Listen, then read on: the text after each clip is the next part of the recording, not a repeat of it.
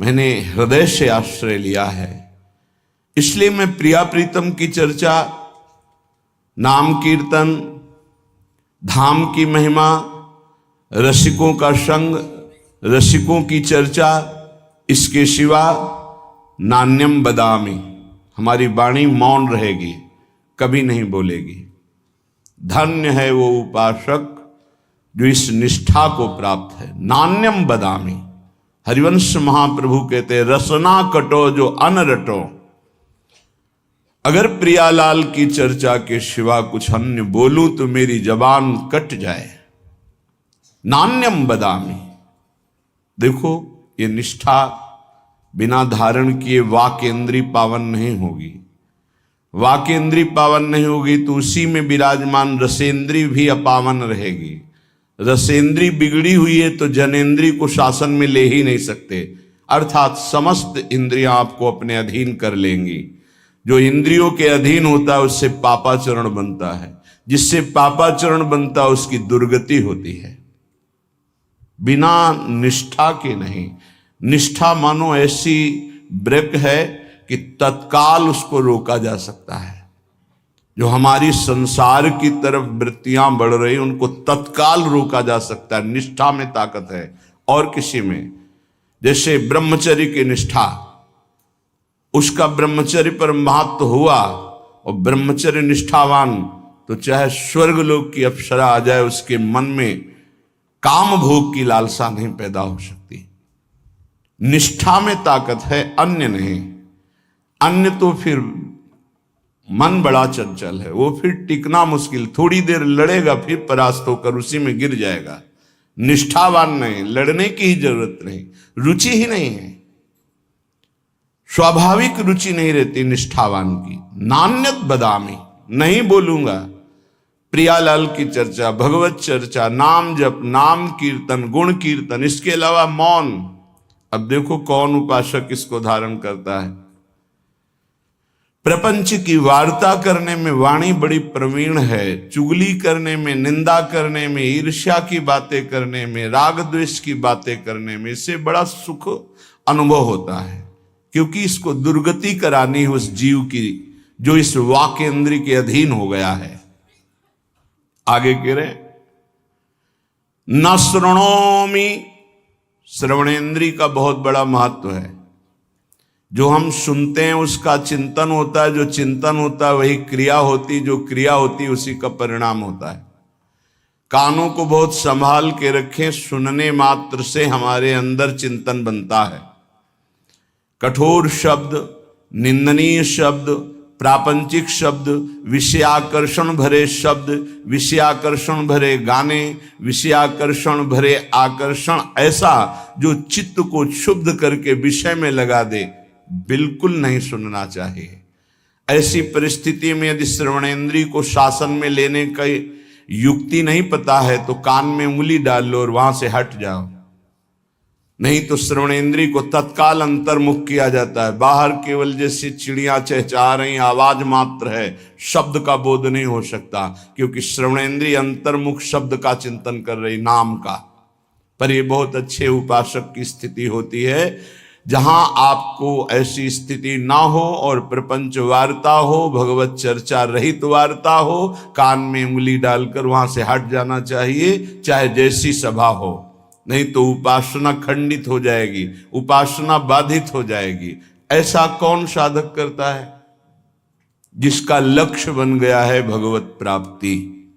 अन्यथा संयोग बना तो सत्संग भी सुन लिया, संयोग बना तो कुसंग भी सुन लिया। खलऊ करें भरी पाए सुसंगु और मिटे न मलिन स्वभाव अभंगु।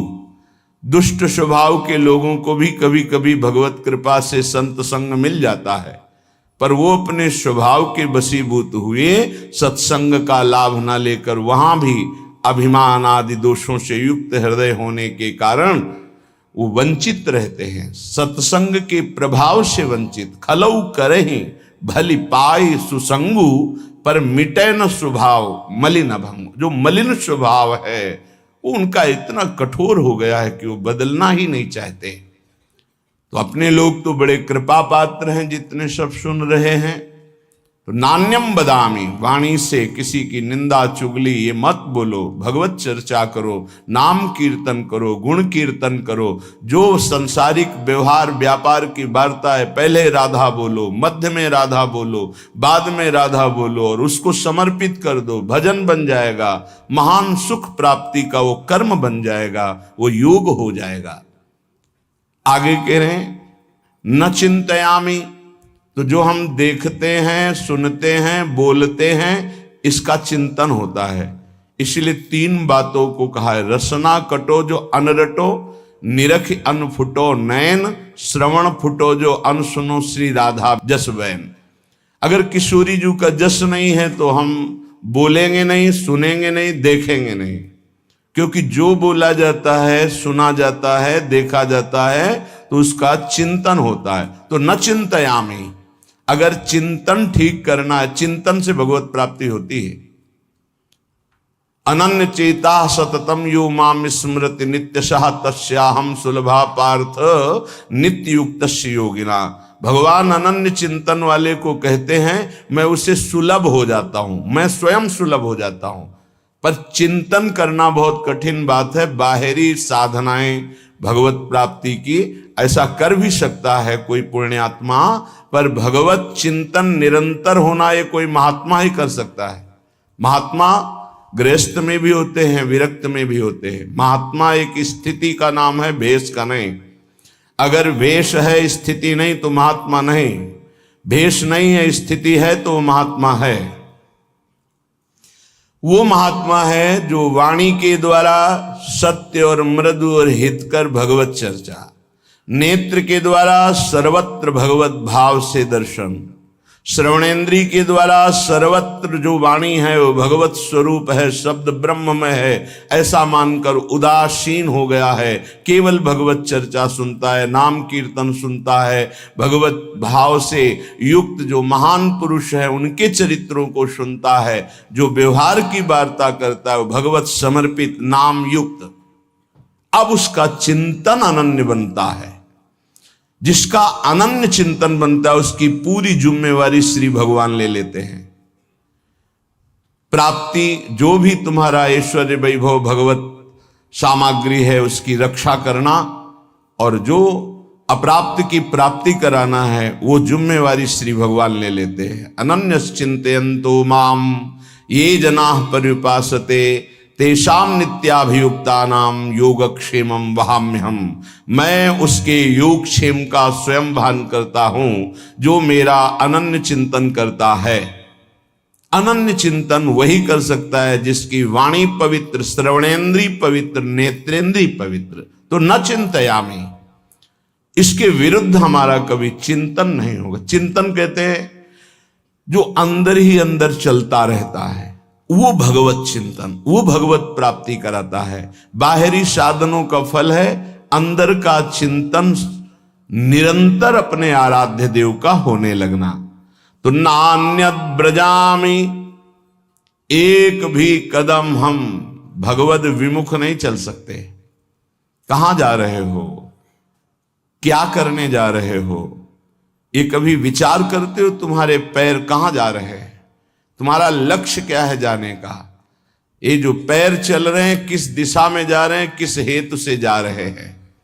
संभालो। संसार के मार्ग में कुमार्गगामी चरण ना होने पावे तुम्हारे, नहीं तो आचरण नष्ट हो जाएंगे। आचरणहीन की दुर्गति होती है। कहां जा रहे हो? मदिरालय? रोको अपने चरण को। कहां जा रहे हो? गलत आचरण करने जा रहे हो? रोक लो अपने पैर को, वापस लौट आओ। जिस यात्रा में यात्री अपने मार्ग को नहीं पहचानता वो भटक जाता है, वो भूल भुलैया में फंस जाता है, फिर उसका जीवन पूरा नष्ट हो जाता है। ये ऐसी भूल भुलैया माया की है। एक बार इस दलदल में फंस गए, निकलना बड़ा कठिन है। सत्य मानिए, हर इंद्री का दलदल है। जनेन्द्री के भोग में फंस गए, निकलना मुश्किल। रसेंद्री के स्वाद में फंस गए, निकलना मुश्किल। नेत्रेंद्री के रूप में फंस गए, निकलना मुश्किल। ये बहुत विचित्र भगवान की माया। कहां जा रहे हैं तुम्हारे चरण, किस दिशा को, क्या लक्ष्य है, विवेक के द्वारा रोक लो। अगर सही दिशा है तो उत्साह संपन्न होकर नाम जप करते हुए जाओ, अगर गलत लक्ष्य है तो तत्काल रोक लो, जबरदस्ती वापस हो जाओ। ऐसा संग, ऐसा रंग न चढ़ने पावे कि पूरा जीवन माया में व्यतीत हो जाए। यहां निष्ठा की बात कह रहे। मैं धाम निष्ठ हूं, एक कदम भी वृंदावन की सीमा के बाहर नहीं जाऊंगा, चाहे प्राण निकल जाए, चाहे जितना भयानक पीड़ा हो, रोग हो, कष्ट हो, धाम नहीं छोड़ेंगे। सच्ची मानिए, निष्ठा में बहुत बड़ी ताकत है। बड़े बड़े चमत्कार इस निष्ठा में देखे, बड़ा बड़ा परिवर्तन देखा। जो औषधियों से नहीं होता वो धाम निष्ठा से हो जाता है। धाम निष्ठ को कभी व्याकुल होकर, रोग से पीड़ित होकर, समस्याओं से पीड़ित होकर भागना नहीं चाहिए। हर समस्या का समाधान यही हो जाएगा, क्योंकि ललीजू के जो चरण हैं वो सुरतरु कामधेनु चिंतामणि, भगवत रसिक अनन्य अली के, जावक जुत जुग चरण लली के, यही विराजमान है स्वामिनी जी। एक बार नहीं, लाखों बार की बात है। आपकी निष्ठा केवल हो तो सेकंड लगता है, सेकंड पूरा होते होते वो बात सामने होती। कितने लाखों बार की बात कह रहा हूं, सेकंड पूरा होते होते वो बात सामने होती। फाइनल में मिनट, घंटे, दिन, ये तो बहुत बड़ी बात है। सेकंड पूरा, अच्छा ये ऐसा, बस इतना सामने, तब लगता है क्या। पहले व्यवस्था होती, बाद में प्रश्न होता, उसके उत्तर की पहले व्यवस्था होती, बाद में प्रश्न होता है। यहां समस्या का समाधान करने के लिए बाद में प्रार्थना होती, समस्या का समाधान पहले हो जाता है। प्रार्थना हुई तो पता चला वो समस्या है ही नहीं है, उसका समाधान हो चुका है। क्यों? सुरतरु कामधेनु चिंतामणि, भगवत रसिक अनन्य अली के। स्वामिनी जी के चरणारविंद कल्पतरु हैं, चिंतामणि हैं, कामधेनु हैं। तत्काल समस्त कामनाओं को पूर्ण करने की सामर्थ्य श्री प्रियाजू के गोरे चरणारविंद में है, और वो अपने महल में यहां विराजमान है। ये उनका महल है। ऐसा कौन सा कष्ट है जो तुम्हें इतना विचलित कर दे प्यारी जू के महल को छोड़ने के लिए? ऐसा कोई कष्ट नहीं। यहां का एक प्रभाव है, बाहर भारी कष्ट से पीड़ित हो और यहां केवल आ जाओ तो आप देखोगे कलह कलेश न व्यापे ईठा ये ठौर विश्व ते न्यारी। यहां आते ही एक उस क्लेश का समन होने लगेगा और आपको एक आनंद की अनुभूति होने लगेगी। चाहे आप मानसिक रोगी हो या शारीरिक रोगी हो, यदि आपको रसिकों का संग मिल गया और वृंदावन का आश्रय, तो आप देखेंगे कि वो आपको प्रभावित नहीं कर पाएगा, रहेगा प्रारब्धानुसार शरीर में रहेगा, प्रभावित नहीं कर पाएगा। बड़ी अद्भुत चमत्कारमयी वृत्ति वृंदावन की। एक परिचय के थे शिष्य, उनको कैंसर हुआ। फिर उन्होंने सूचना दी कि बहुत भयानक स्थिति है, किसी भी तरह अब हम बचने वाले नहीं। जब ये सुना, उससे प्रार्थना की कि अगर आपकी थोड़ी भी श्रद्धा है तो चाहे जैसी परिस्थिति हो वृंदावन आ जाइए, बस एक बार आ जाइए आप। उसने कहा ऐसी समस्याओं में अस्पताल में भर्ती हैं ये। उनके पुत्र ने कहा आने लायक तो है ही नहीं, तुमका जाना तो है ही, फिर आ क्यों नहीं सकते? तुम जैसे बने। तो यहाँ एक बैठे हुए संत भगवान, वो उनको बहुत सपोर्ट किए, वो आए। ये जो सामने है वेदांत, भक्ति वेदांत, इसमें भर्ती हुए। शाम के हित धाम में रहते थे, शाम के वहां गए, बहुत ही कष्ट, रो पड़े। उन्होंने कहा भयानक कष्ट है, राधा राधा राधा राधा। श्री जी का प्रताप, उन्होंने कहा हटाइए, सब हटाइए हमारे शरीर से, बस हटा दीजिए जो मैं कह रहा हूं। एकदम आवेश आया, सब हटवा दिया, काम हो गया। राधा राधा चल दिए। बाहर निकल के आए, थोड़ी देर बाद पता चला वो श्री जी के पास गए तो उनके पुत्र बता रहे थे उस समय से कुछ नहीं, वो जो उनके यंत्र सब लगे हुए थे, वो कहा मेरा कोई कष्ट नहीं, अब मुझे श्री जी बुला रहे, मैं जा रहा हूं। चले गए। न जाने कितने दिन भोगना पड़ता, न जाने कौन कौन से प्रारब्ध उदित हो जाते हैं जीव के अंतर्गत। विश्वास कीजिए, धाम, नाम और भगवत प्रेमी महात्माओं का आश्रय, ये बड़े बड़े प्रारब्धों को नष्ट कर देता है। वो अपने शरीर में प्रारब्ध लेकर भोग सकते हैं, लेकिन वो प्रारब्ध को नष्ट करने की अपार सामर्थ्य रखते हैं। धाम प्रेमी, नाम प्रेमी, प्रियालाल के चरणारविंद के अनुरागी जन। तो नान्यत ब्रजा में कुछ भी हो जाए, जिसने ये नियम ले लिया, अनंत जन्मों के पाप भस्म हो जाते हैं, उससे भगवत प्राप्ति हो जाती है। इस रज का अद्भुत प्रभाव। ना भजामि ना चाश्रयामि। अब मुझे कोई कितना भटकाना चाहे, मैं प्रिया प्रीतम के सिवा और किसी का भजन नहीं कर सकता। ये निष्ठा होनी चाहिए। अपने गुरुदेव इष्ट देव में जिसकी निष्ठा नहीं है, कुछ भी कर ले, हाथ कुछ नहीं लगता। ये माया है, बड़ी प्रचंड और प्रबल है। एक क्षण में तुम्हारा जितना सुकृत है सब लूट लेती है। गुरु कृपा पात्र हरि प्रियाजू के चरणारविंद की निष्ठा तो माया कोई है ही नहीं। मां माने नहीं या माने जो, जिसकी सत्ता ही नहीं उसका नाम माया है। न चाश्रयामी, भूल से भी किसी का अन्य का आश्रय हम नहीं ले सकते। अंदर से देख लीजिए, भूल कर भी प्रियालाल का आश्रय नहीं और सब आश्रय हैं। बैंक बैलेंस का आश्रय, व्यक्ति का आश्रय, पदाधिकारी का आश्रय, शरीर का आश्रय, संबंधियों का आश्रय, नाना प्रकार के आश्रय हैं, लेकिन प्रियालाल का आश्रय नहीं।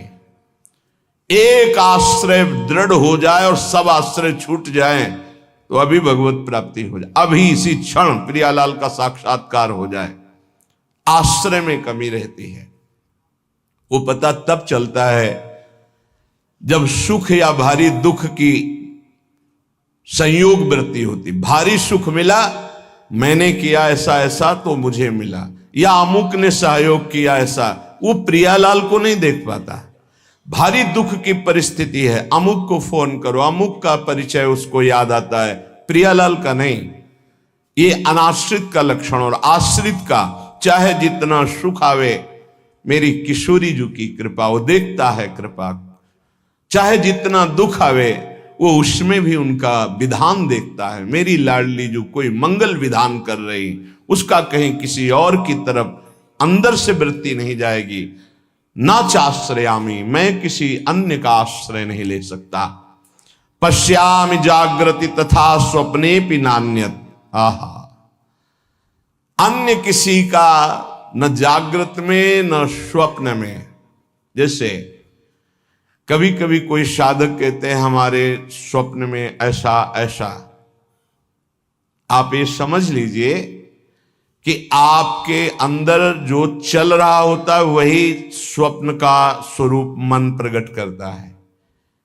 यदि आपके अंदर वासनात्मक स्वप्न आ रहे हैं तो आप वासना का चिंतन करते हैं, वासना का ही आश्रय लिए हैं, आप प्रभु का आश्रय नहीं लिए। प्रभु का आश्रय लिए हैं तो पक्का बड़े बड़े संत महात्मा आएंगे, भगवत चरित्र की कोई न कोई स्फुरना होगी, स्वप्न बड़ा मंगलमय होता है। कभी गंदे स्वप्न आ ही नहीं सकते। जब तक गंदे स्वप्न आते हैं तो जागृत अवस्था में कुछ गंदगी आप बटोरते हैं, वो क्रिया के द्वारा हो या चिंतन के द्वारा हो। यदि जागृत का आप पूर्ण रूप से पावन समय व्यतीत करते हैं तो स्वप्नावस्था अपने आप मंगलमयी हो जाएगी। ये स्थिति पहचानी जाती है साधक की कि किस कोटि का साधक है। स्वप्न गंदे कभी नहीं आ सकते और स्वप्न आने का समय ही नहीं रहता। बहुत कम निद्रा के लिए समय दिया जाता है, तो उस समय जो होता है वो भागवतिक स्वप्न आएंगे या कोई आदेश होगा, संकेत होगा, अन्यथा नहीं। जागृत स्वप्न सुसुप्ति स्फुरत में राधा पदाब्ज छटा। यहां श्रीपाद कह रहे पश्यामि जागृति तथा स्वप्ने भी नान्यत। ना जागृत में ना स्वप्न में किंचन मात्र किसी अन्य का चिंतन, अन्य का आश्रय नहीं। स्वप्न गंदा, चिंतन आपका गंदा है इसलिए आया है। उसे नकारिए नहीं, स्वीकार कीजिए और चिंतन को बदलिए। नहीं, जो स्वप्न है वो प्रमाणित करता है आपकी स्थिति क्या है। जैसे संसारिक लोगों के ऐसे ही कल्पनात्मक वृत्तियां वो पकड़ नहीं पाते, वही सब उसको स्वप्न में दिखाई देता है। महाभागवत जनों का स्वप्न अपने आराध्य देव का होता है।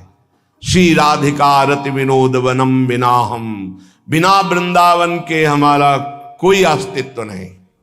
धन्य है श्री वृंदावन के बिना हमारा कोई अस्तित्व नहीं, अन्य कोई आश्रय नहीं। अपना अस्तित्व वृंदावन प्रिया प्रीतम, अपना आश्रय वृंदावन प्रिया प्रीतम। इसका फल क्या होगा?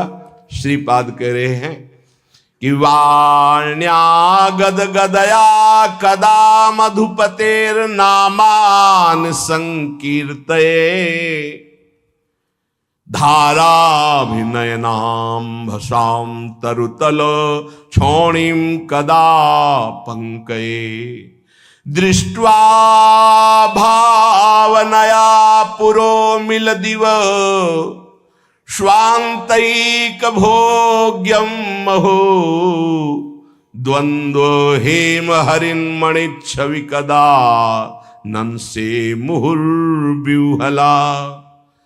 इस निष्ठा का परिणाम क्या होता है? तो बोले वाणी उसकी गदगद अवरुद्ध हो रही और कीर्तन कर रहा है। वाण्या गदगदया कदा मधुपतेर नामान संकीर्तये। श्री श्यामा श्याम का नाम कीर्तन करते हुए वाणी गदगद हो गई, अवरुद्ध हो गया कंठ। धाराभिनय नाम भसाम तरुतल क्षोणिम कदा पंकये।